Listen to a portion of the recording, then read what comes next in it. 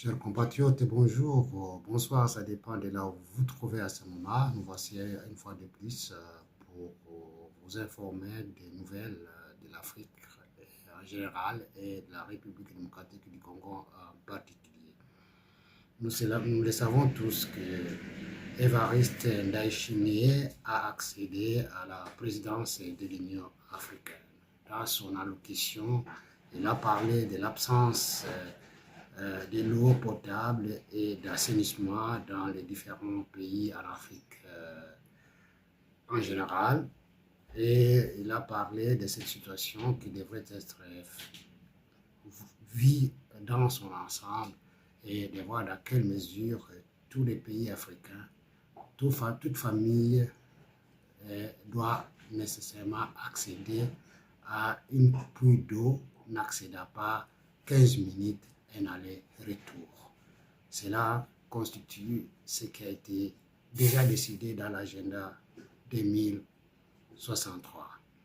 Il a aussi poursuivi en disant que l'Afrique doit s'assurer d'une possibilité durable dans cet assainissement, dans l'eau, dans l'acquisition de l'eau et d'assainissement efficace. Dans son allocution, nous avons suivi les différentes positions qu'il avait prises et de ce qui va conduire sa vision au niveau de son pays d'origine et de toute l'Afrique en général. C'est ainsi que je vous laisse d'abord suivre cette allocution qui a été dite par le président burundais Ndayishimiye. Suivez tous. L'honneur que vous faites au Burundi aujourd'hui est historique. Il est l'expression de la confiance placée en une nation qui a énormément souffert des retombées de la colonisation, une nation qui a connu des blessures de l'histoire africaine, mais qui a su se relever par le dialogue, la réconciliation et la volonté politique. Je tiens à vous assurer que le Burundi exercera cette présidence dans un esprit d'écoute, d'impartialité et de coopération avec tous et pour le bien de tous. Nous comptons travailler avec tous les pays, avec la Commission de l'Union africaine et avec l'ensemble de nos organes dans la recherche constante du consensus. À cette même occasion, j'adresse en même temps mes chaleureuses félicitations au président sortant, son Excellence et frère João Manuel Gonçalves Lorenzo, pour la qualité de son leadership, sa constance dans l'action et son engagement indéfectible au service de l'Afrique. Sous l'impulsion de l'Angola, l'Union africaine a accompli des avancées notables, en particulier dans les efforts de rationalisation de nos réunions, de simplification de nos méthodes de travail et d'amélioration de l'efficacité de nos processus décisionnels. Le Burundi entend s'inscrire pleinement dans cette dynamique vertueuse. Nous nous engageons à consolider ces acquis, à en conserver l'esprit et à y apporter, en concertation avec le décrochage scolaire et nos vulnérabilités accrues face au choc climatique. On ne saurait donc espérer une Afrique prospère sans eau potable et sans services d'assainissement efficace, car la force de travail est tributaire d'une société saine, résultant entre autres de l'eau potable et de l'hygiène. Au Burundi déjà, la feuille de route de sa vision, dans la feuille de route de sa vision, nous comptons accélérer l'addiction d'eau potable pour s'assurer que d'ici 2040, chaque famille rurale aura droit d'atteindre à une fontaine d'eau potable à une distance maximale de 15 minutes aller-retour. alors que si chaque pays africain faisait un effort de réduire les distances de l'accès à l'eau potable, surtout dans les régions rurales, chacun de nous, en tant que responsable du destin de nos citoyens, reprendrait son souffle. Je me réjouis que ce thème de l'année ait déjà mobilisé l'institution ministérielle sectorielle qui a adopté en septembre dernier à Dakar la vision de la politique africaine de l'eau 2063 et tient aujourd'hui une table ronde sur l'accélération de l'accès à l'eau et à l'assainissement en Afrique. Son projet de décision afin que cette conférence puisse adopter et mettre en œuvre cette vision et cette politique du continent sur l'eau et l'assainissement et m'engage à la présenter comme position commune de l'Afrique et sa contribution à la conférence des Nations Unies sur l'eau prévue en décembre 2026 aux Émirats Arabes Unis afin d'accélérer l'action mondiale en faveur de l'objectif 6 du développement durable et de placer les priorités de l'Afrique en matière d'eau au centre de l'agenda international. Nous ferons de notre mieux pour promouvoir la coopération afin de favoriser une gouvernance solidaire des bassins partagés, la mobilisation des investissements publics, privés et mixtes destinés à financer les projets liés à l'eau. Nous sensibiliserons tous ceux qui interviennent dans le secteur de l'eau à impliquer directement les communautés locales et les femmes dans la gestion des ressources afin de produire l'impact final qui est de transformer l'accès à l'eau à levier de santé, de paix et de prospérité. Et de notre présidence est consacrée à la consolidation de la paix et de la sécurité, fondement indispensable de toute ambition de développement durable et d'intégration régionale et continentale.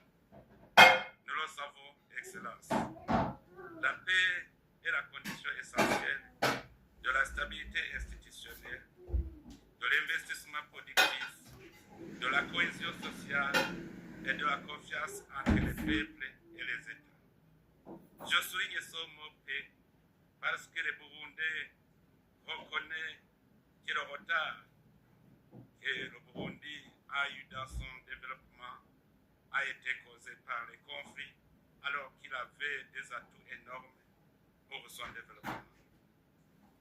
Il a aussi cette heureuse expérience d'une sortie de conflit par voie pacifique, du maintien de la paix une fois retrouvée. Dans notre exercice de la présidence, nous ne ménagerons aucun effort en faveur de l'initiative Faire taire les armes qui incarne l'aspiration profonde de nos peuples à vivre dans la sécurité, la dignité et l'espérance.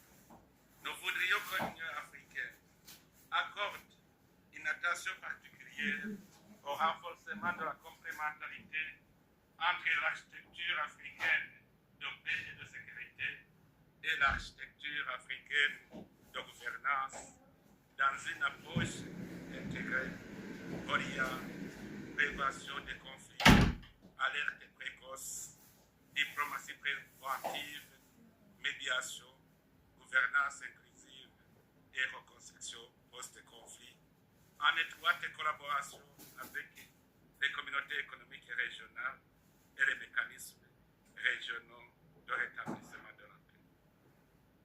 Chers compatriotes, l'Église du Christ au Congo se sont réunis. Ils ont, devant le Premier ministre, Madame Judith Suminwa, et en présence aussi des autres autorités du pays. Et il a donné une réponse nette aux églises, à la SENCO particulièrement et à l'ECC, au sujet du dialogue, tout ce qui est en train de se dire et de se préparer pour renverser le pouvoir, les hommes de Soutane. Donc les églises du Christ, ils ont donné une réponse nette à cette tentative de coup d'État faite par qui veut faire l'ASENCO et l'ECC. Je voulais suivre donc. L'Église sont là pour accompagner les institutions établies. Ils ne sont pas là pour faire la guerre, pour combattre les institutions établies par la loi. Et je voulais suivre ce qui a été dit par le responsable Ejiba. Je voulais suivre. En affirmant que la véritable Église ne peut pas faire l'opposition aux institutions établies. Je disais, cet engagement s'est fait et se fera dans le strict respect du cadre constitutionnel, légal et institutionnel de la République démocratique du Congo, pour le bien commun de tous, en affirmant que la véritable Église ne peut pas faire l'opposition aux institutions établies, mais par analogie de la foi, d'accompagner sans condition ni hésitation le président de la République, chef de l'État, sur tous les fronts possibles qui requièrent sa présence pour la restauration de la paix en République démocratique du Congo. La République, chef de l'État, Félix Antoine Tshisekedi Tshilombo, ne cesse de fournir avec l'accompagnement des institutions de la République pour s'attaquer aux causes profondes de la crise dans la région de Gharak qui dure depuis plus de 3 décennies, afin d'y trouver des solutions durables et définitives.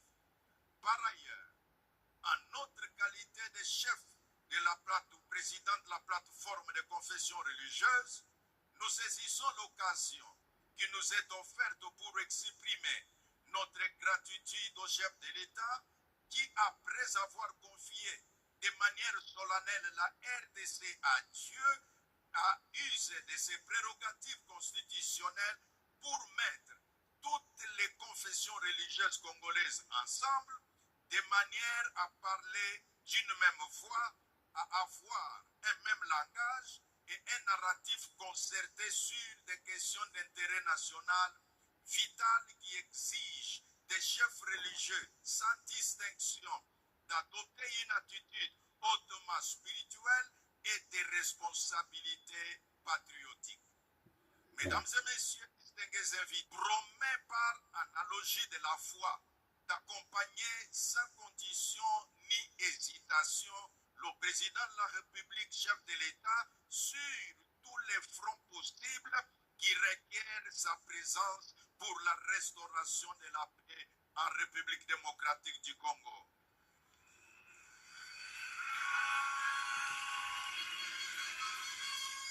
N'est-ce pas que la Bible interdit à tous ceux qui servent Dieu de ne point être parmi les gens remuants, mais d'être plutôt à la montagne en tant que conseiller de ceux qui gouvernent. Autrement dit, l'Église est au milieu du village. Pour le bien commun de tous, en affirmant que la véritable Église ne peut pas faire l'opposition aux institutions établies. Je disais, cet engagement s'est fait et se fera dans le strict respect du cadre constitutionnel, légal et institutionnel de la République démocratique du Congo, pour le bien commun de tous, en affirmant que la véritable Église ne peut pas faire l'opposition aux institutions établies. Chers compatriotes, vous avez suivi vous-même que la véritable Église ne peut pas faire opposition au pouvoir établi. Mais qu'est-ce qui fait la CENCO? Qu'est-ce qui fait l'ECC? En complicité avec le Rwanda, il combat les institutions. Cela veut dire qu'il combat la nation congolaise.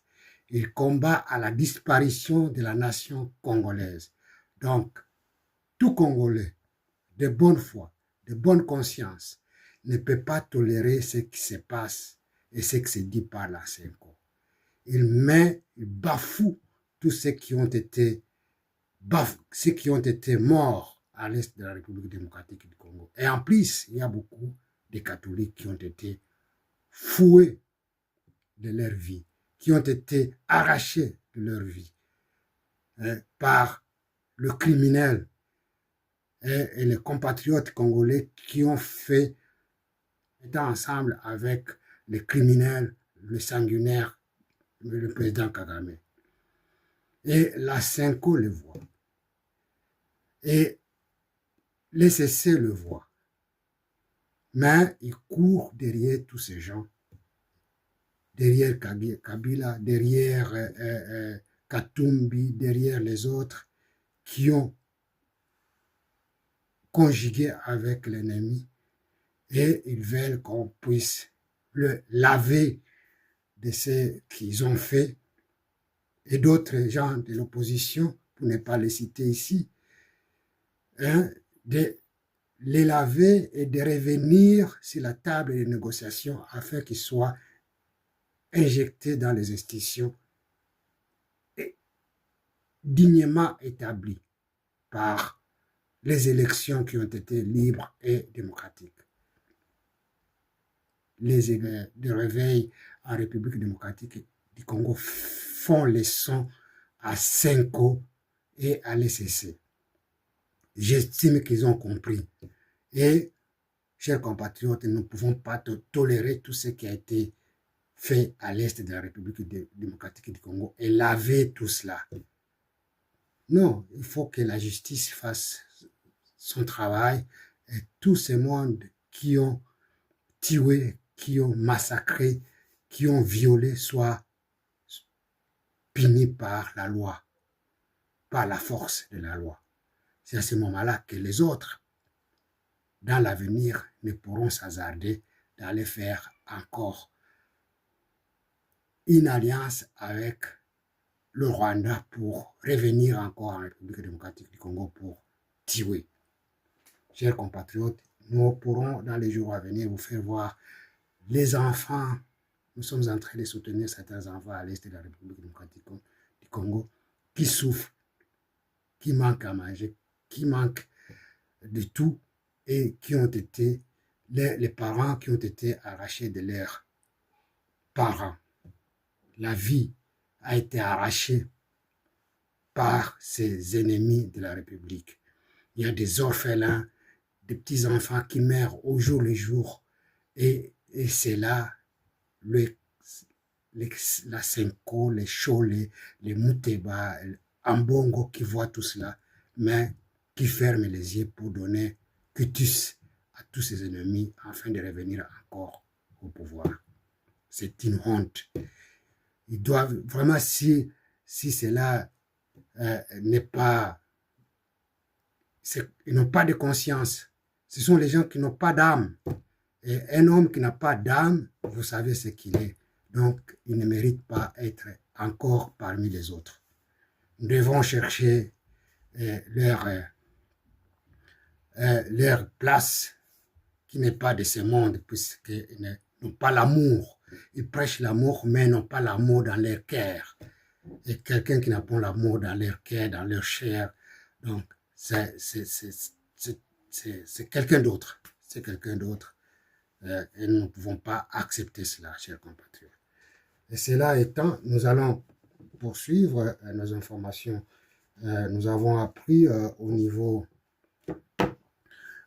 de Calais, il y a eu toujours des bateaux qui sont venus pour embarquer les matières premières qui ont été exploitées au niveau de l'Omera et les amener au Rwanda. Les pirogues, les bateaux qui font des navettes, nous, jour, nuit. Et vraiment, nous demandons à l'autorité de l'État de pouvoir surveiller ces coins au besoin d'envoyer les drones pour détruire tous ces petits bateaux qui font des navettes. Et ce sont des bateaux qui sont au service de Kabila. Et nous savons qu'avec la complicité de certains Chinois qui sont installés dans les territoires de Calais, dans le village de Lomera, là où il y a le site minier, là où on exploite de l'or, de colta, toutes les minerais possibles, et les embarquent dans des petits bateaux et dans des pirogues pour les amener au Rwanda. Chers compatriotes, nous ne pouvons pas toujours continuer à supporter cela et nous demandons aux autorités de pouvoir agir et cela le plus tôt possible. Chers compatriotes, nous avons suivi aussi le ministre des Affaires étrangères qui était à Munich.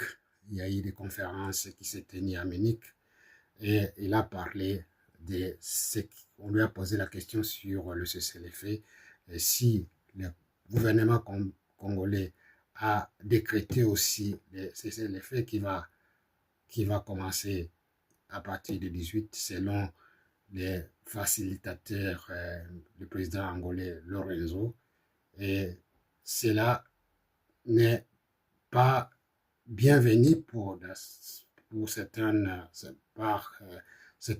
observateurs qui disent que le Rwanda ne respecte rien et que ça donne encore une possibilité de renforcer ses troupes sur terrain. C'est tout à fait inquiétant et ça doit interpeller tout un chacun, mais le ministre des Affaires étrangères, nous avons confiance aux autorités et il a dit ce qu'il a dit. Je vous laisse suivre. Pour la conférence de Munich. Et en RDC, dans votre pays, le président angolais Joao Lourenço annonce l'entrée en vigueur d'un cessez-le-feu à partir de mercredi prochain. Et pourquoi faut-il croire cette fois-ci que ça sera la bonne? Parce qu'on ne peut pas se permettre le luxe de ne pas essayer d'obtenir la paix. Encore une fois, je veux réitérer que les populations qui sont sous occupation sont des populations congolaises. En tant que gouvernement congolais, nous avons la première responsabilité d'assurer la protection de nos populations. Nous ne pouvons pas nous permettre le luxe de ne pas tous essayer pour obtenir la paix. Maintenant, évidemment, ce ne sera pas la première tentative. Il y a eu d'autres tentatives qui ont porté des fruits un peu plus longtemps. Il y en a d'autres qui ont échoué beaucoup plus vite. Nous allons faire du côté du gouvernement de la République démocratique du Congo tout le nécessaire pour respecter nos engagements.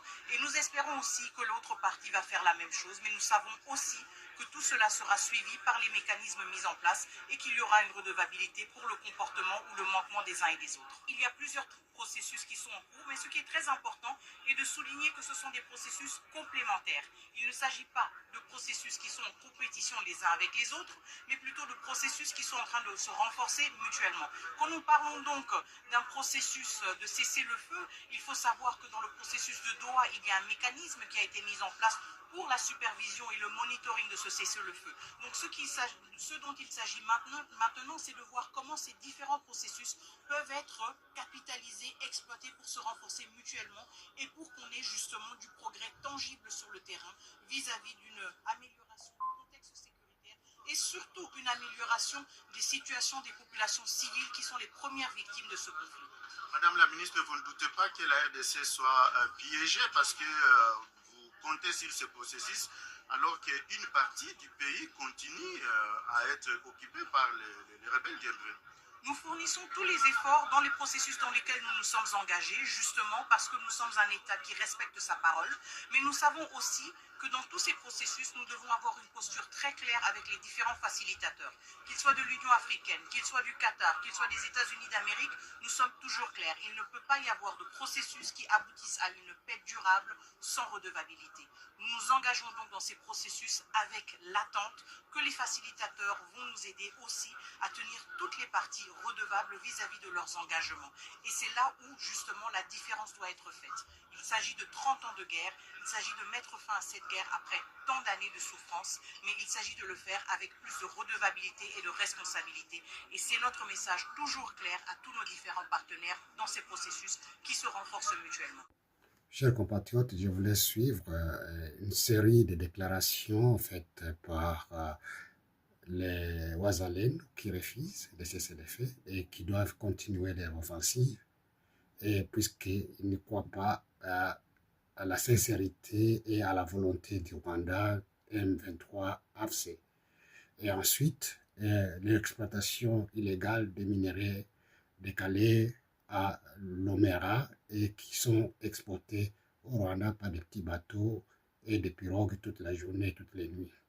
Et il y a aussi au Burundi une tentative de, renversement. Donc le Rwanda a envoyé un mercenaire pour espionnage et faire inscription dans les institutions afin de déstabiliser le pouvoir au Burundi. Il a été capturé et vous allez suivre toute cette série de formations. Je vais suivre, chers compatriotes, suivez.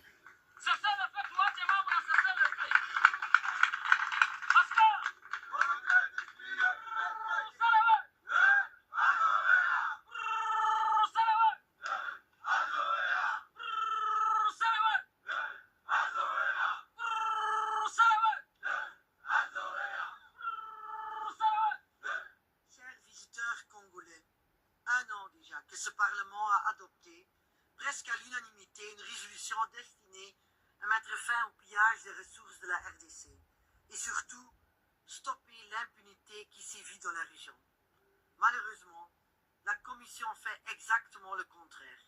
Elle continue de financer le Rwanda qui déroule désormais au grand jour sa caravane de la mort sur le sol congolais.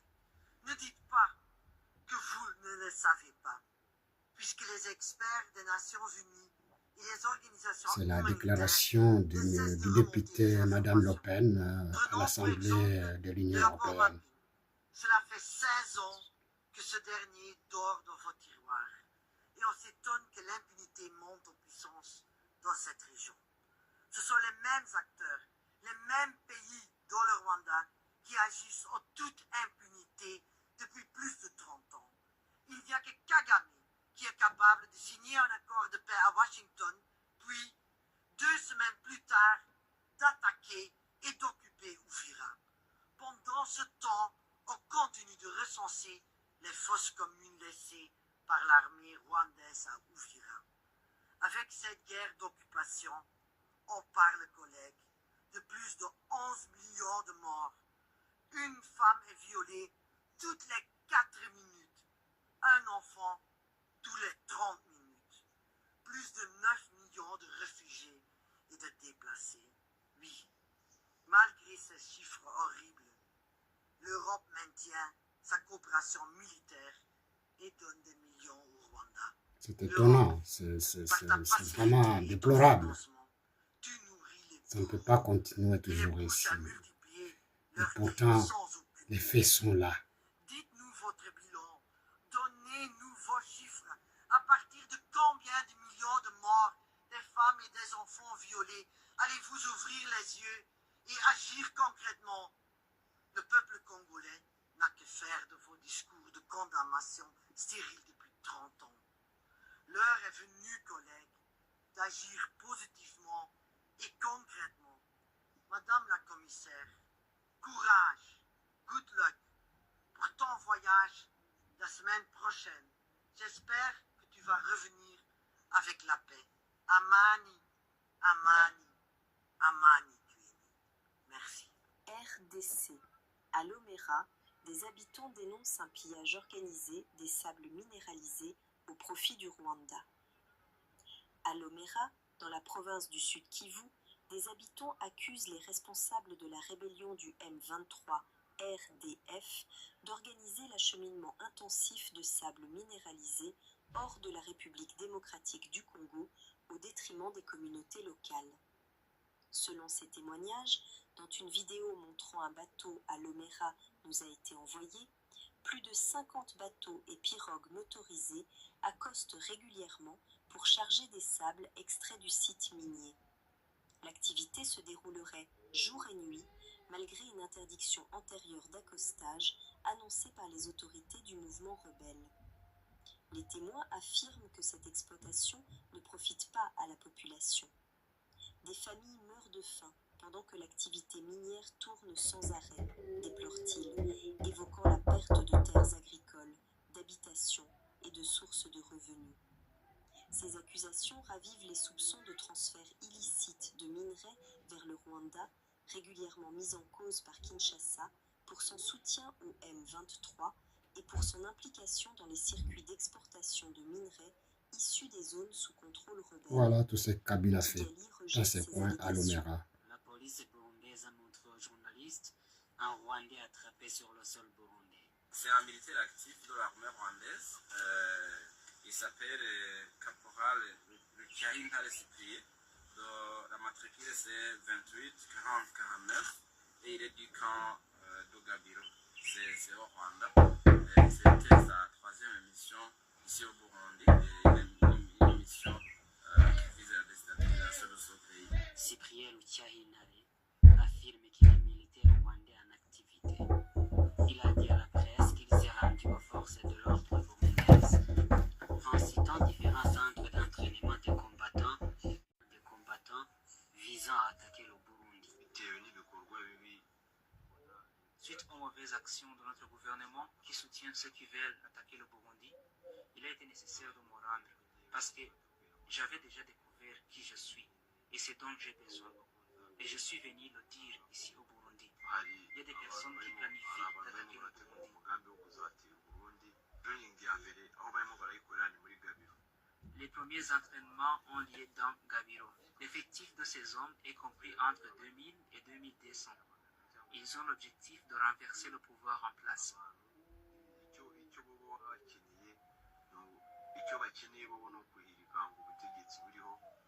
Le détenu dévoile le nom de celui qu'il a envoyé en mission avant d'énumérer des centres d'entraînement.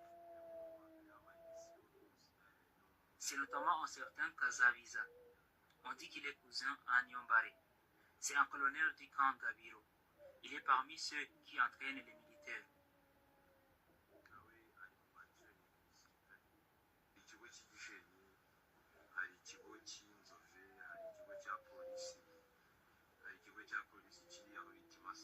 Il y a notamment le camp d'Ogishéni, le camp d'Onzove, le camp policier qui se trouve à Masaka, un camp policier à Ruzo, un camp militaire de Nyagisozi, le camp militaire de...